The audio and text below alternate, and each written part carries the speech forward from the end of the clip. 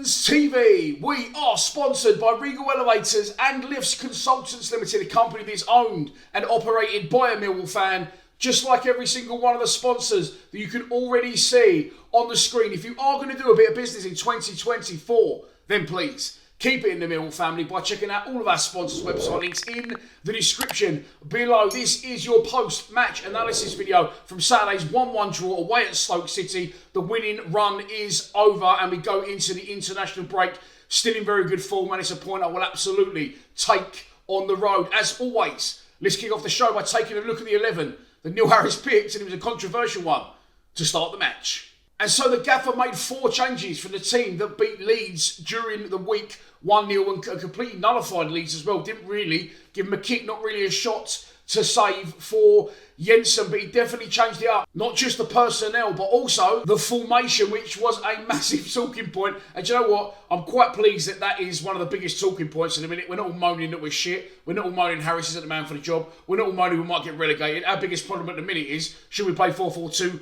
or not? But the gaffer finally went for it. It was Lucas Jensen in goal, Ryan Leonard right back. The rocks in the centre of the defence continued. Tanganga and Cooper. Daly Mack kept his place at left back. Ryan Wintle, for me, was a surprise inclusion in Casper the North. It was Romain Esse on one wing, Femi Aziz on the other, and up front, Josh Coburn in for his first start since he came back from injury, and Sir Thomas of Bradshaw, which absolutely spun a lot of people's minds. Now, listen, hindsight is a wonderful thing. We know that after the Cardiff game, which was a horrendous time of my life, but also a horrendous performance from the team, people say, we've got this big squad now, why don't you utilise it? Why don't you use players? Why don't you freshen it up? Not just on the pitch, but keep teams guessing, and keep the players competitive amongst each other. So he has done that recently at points before Saturday's game against Stoke, and it did work.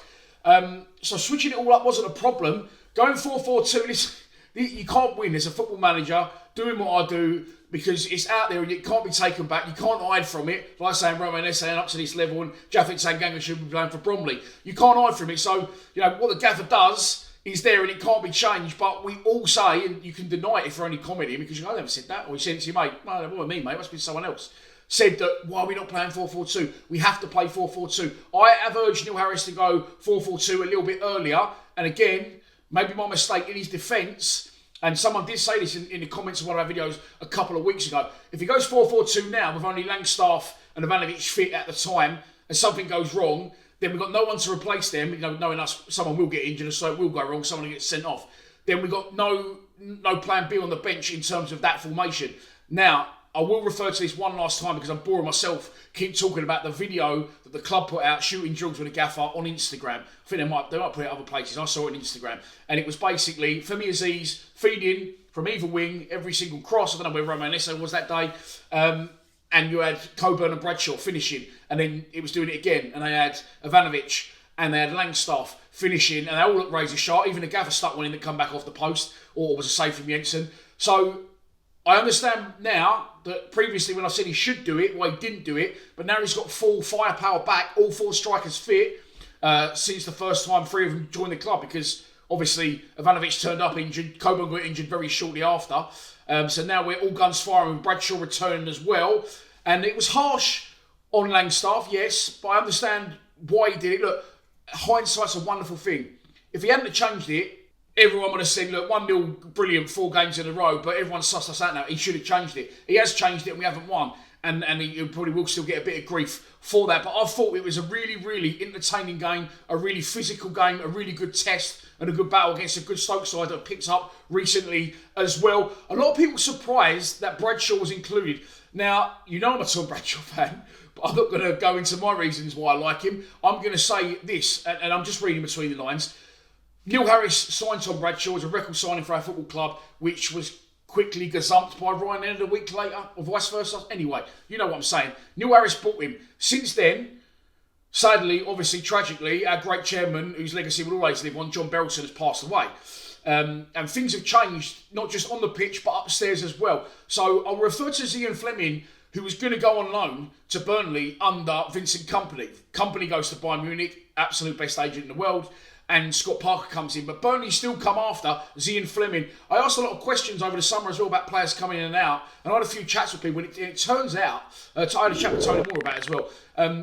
Managers don't really get a say anymore. in the recruitment. And I'm not knocking our recruitment. I'm saying I like Steve Gallen in terms of what he's brought in.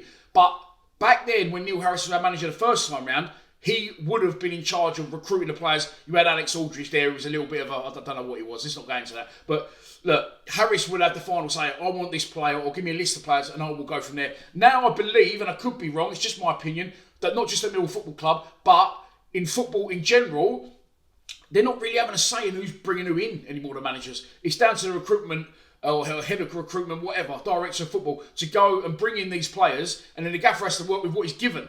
And the manager now, back in the 80s, 90s, if you're older like me, you'll know that a football club was run top to bottom by a manager. Literally everything, contracts. Now it's not done like that anymore. The head coach is the head coach. He manages and coaches the side, and everything else is left to other people and their devices. So I wasn't surprised that Bradshaw got the nod. In my mind, and in my eyes, I believe that Neil Harris thinks Tom Bradshaw is his main man, proven striker at the club, experienced striker at the club, senior striker at the club, been here a long, long time, and I thought he would have come back in, regardless if we'd have played one up front, he might have stuck with Langstaff, but I think for now, in the here and now, Harris believes that Tom Bradshaw is his main man. So I wasn't really surprised that Bradshaw came back in. We'll get on to half-time in a minute and that he went off. Maybe he wasn't ready, maybe it was a push, but when I saw Coburn's name on the team sheet, which I did see first because he was the actual graphic that the club used, I knew instantly that if it was 4-4-2, it would have been Bradshaw, because referring one last time to that video on Instagram from the club, and I won't mention it ever again, I promise. So we went 4-4-2, and we get into the game. The problem is, people were saying it's one game before the international break, so one last push. Obviously, he's rested Saville. I'm not saying it's arrogance from the gaffer. I'm saying Wintle was playing well, and I thought he played really well in the game. Wintle had a hand in that goal and keeping Stoke out at the other end. Not just that, but obviously it keeps the opposition guessing again, and the switch up. Maybe he should have just gone for one last push and then recouped and changed it after the international break. But like I said, using hindsight as an example, again, there's probably no good time to change it. Someone will always pick holes in it, and he went with what he went with. But I did feel it give SA a chance to shine a little bit better, and he already has, obviously, and definitely Aziz as well, who actually got man of the match. I saw that this morning on the Millwall Twitter feed. So the game starts after 30 seconds. We're nearly 1-0 down. I watched the highlights back this morning, as I always do, so I don't know why I bother saying that anymore, because I watched the highlights back. Otherwise I wouldn't be able to do this show. Tom Cannon goes to run through the midfield, and Cooper body checks him, knocks him flying, but Cooper injures himself in the process. Then Cannon continues his run, Stoke break away down our right-hand side. A ball comes across the box, and it's a really good ball as well. And Aziz is tracking back, he's trying to get back to do his defensive duties, which I feel he really puts in a shift. Aziz, I don't just feel he's exciting going forward, but coming back as well. And he can't get there because Cooper's on the floor halfway out the pitch. I don't know whether it is the body check from Cooper that sort of knocked to Cannon or whatever, but it comes across the box. Cannon absolutely has to score after 30 seconds, and he doesn't, so it's a let-off for us in that instance. Then Stoke came forward again, and a good save, really good save down low to Jensen. That's to his right. That's one of the ones where it's moving away. It's not going a million miles an hour. It's not a rocket, but when the ball's moving away from you as a goalkeeper, when you're chasing it, it just seems like it's fucking miles away. But he gets down, gets a really, really good hand on it, and at that point I would say that Stoke were a better side. I thought there was a good side, a very physical side, a side similar to us, and I thought they asked questions, but I'm glad it didn't end 0-0, because I was watching it when it was 0-0, and I was saying, you know what, I was saying on my stream, this is a fucking really good game. It was really, really enjoyable. And in the streams, if not a lot's happening, because I'll be talking about what box set everyone's watching or what everyone's getting for takeaway on Saturday night. But I really went to the comments because I did feel it was a very physical end-to-end game. We eventually got into it ourselves. There's one that Bradshaw takes on the chest from distance, but Stoke felt he's offside, turned it in the first time on his left foot. And we saw, I'm going to mention it again, we saw evidence of that clip that we saw on social media, where Aziz did get a couple of balls in, and SA did get a couple of balls in, and Coburn just didn't manage to get there, or he just got tackled. But definitely the early signs, and again, look, this will take time to get it right. Again, arguably, that's maybe why I should have left it to after the international break, but I'm not moaning. But you could see the early signs of what they've been practicing was there, and again, I feel more games, more time for all of them in this pattern, in this process, in this formation, and the patterns of play we're going to play.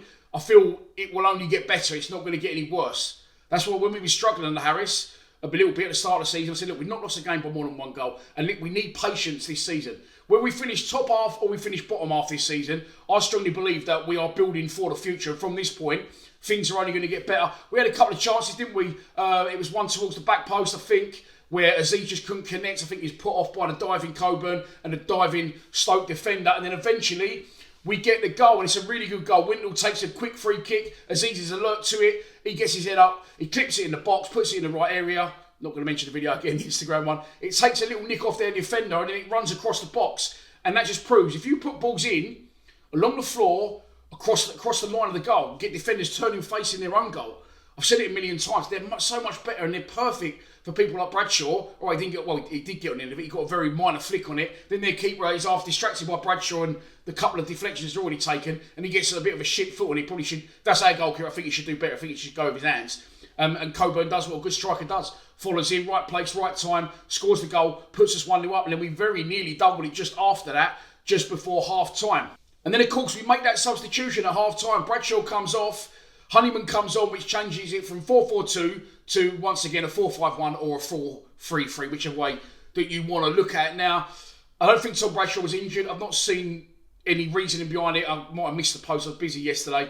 As to why the gaffer did it, I can only think it was a tactical change because, as I've already said, we had Ivanovic and we had Langstaff on the bench. Now, in my opinion, and I still won't knock the gaffer for this, I think if it was tactical, I think it was a little bit early.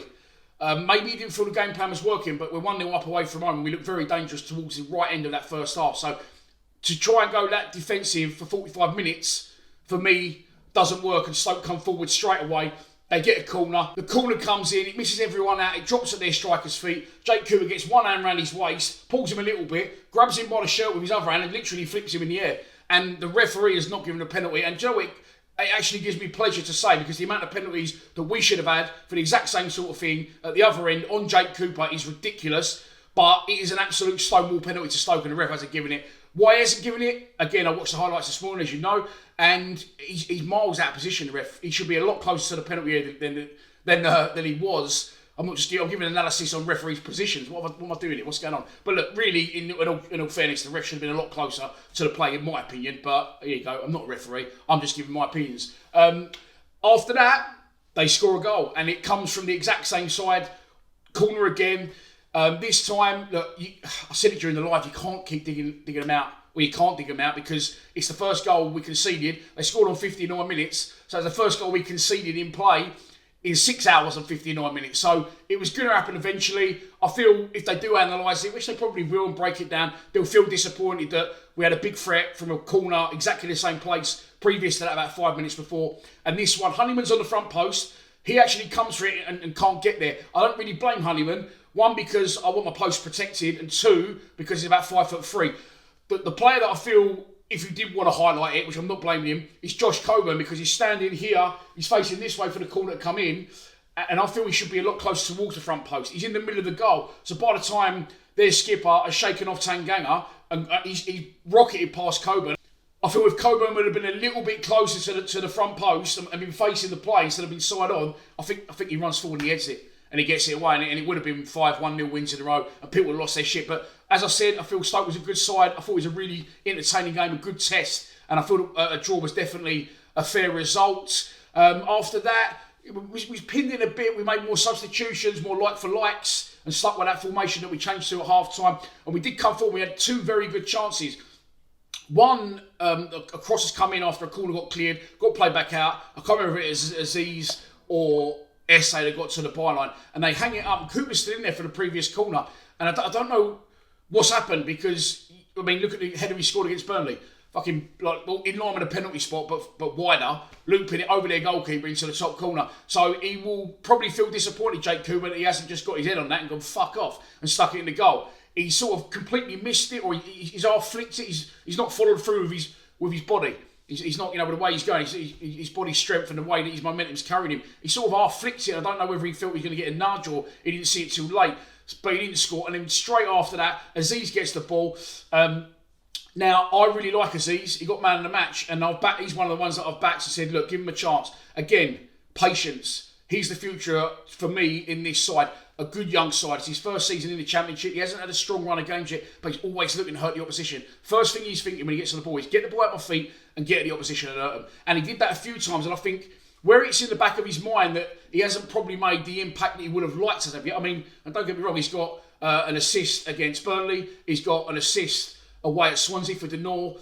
I'm really pleased with what Aziz has done. I think he's got high levels that he wants to get to and high expectations of himself. And I feel that he might think, right, I've got to do more, I've got to do more. And I'm all for that. And a couple of times we tried to get the ball out of his feet and travel, it sort of got stuck under him in his first touch, or he over-touched it and sort of his second touch was a tackle. But I don't mind that because he just needs that run of games. You can see it's there in Aziz. On this occasion, again, he receives the ball, goes to get up and get on with it and get forward at him, and he sort of miscontrols it. Eventually, he finds his feet, but maybe he loses a yard or two in the process, and he gets false wide. He fires it across goal.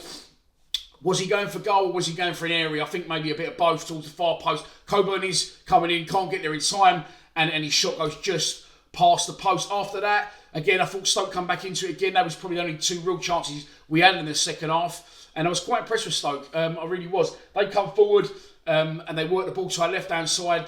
Gaps in the defence, but again, we're not going to overanalyse that because, again, it's a good result and we was going to concede at some point. And their guy, again, similar to the Aziz feet, gets it stuck on his feet a bit, gets a clear shot goal, though, and Balloon does it over the bar. I think he pulled his hand or something in the process, or Cram, he went off literally straight after. But the game ends 1-1.